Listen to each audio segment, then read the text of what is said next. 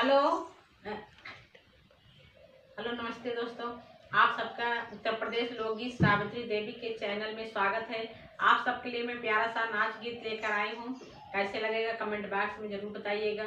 हमारे वीडियो को लाइक कीजिए, शेयर कीजिए, सब्सक्राइब कीजिए। धन्यवाद। मोरे बाला मुआ हो कहाँ खेलाल जुआ, मोरे बाला मुआ हो कहाँ खेलाल जुआ, मोर बाला मुआ हो कहाँ खेलाल जुआ तार, मोरे बाला मुआ हो कहाँ खेलाल जुआ, मोर बाला मुआ हो कहाँ खेलाल जुआ तार। काऊ तोहि हार लाग काऊ तोहि जितला, मोरे बाला मुआ हो के तुआ पे लागल बाने साल, काऊ तू है हारला हो, काऊ तू है जोतला, मोर बाला मुआ हो के तुआ पे लागल बानी साल। मोरे बाला मुआ हो के तुआ पे लागल बाने साल, मोर बाला मुआ हो के तुआ पे लागल बानी साल। खारवा में हारली खेतवा में हारली,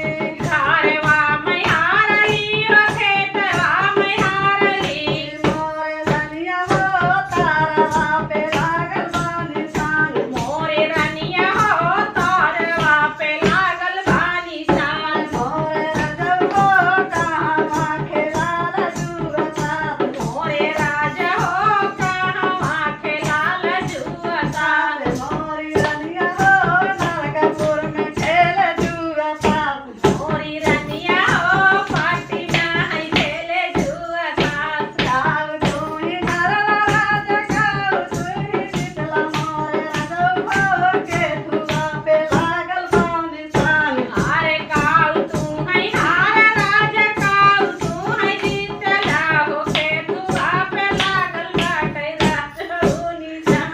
मोरे राजा हो के तुआ पे लागल बाने साल, मोरे राजा हो के तुआ पे लागल बानी जान। गाइया में हारली भाई सिया में हारली, गाइया मैं हारली भाई सिया मैं हारली, मोरे रनिया हो बायला पे लागल बाने साल, मोरी रनिया हो बैलन पे लागल बानी जान। मोरी रनिया हो बायला पे लागल बाने साल, मोरी रनिया हो बैला पे लागल बानी जान। मोरे रजब हो कहाँ खेलाल जुआ, मोरे रजब हो कहाँ खेलाल जुआ तार, आयु में हारली बहिनिया में हारली, मायू मैं हारली बहिनिया मैं हारली, मोरे राजा हो।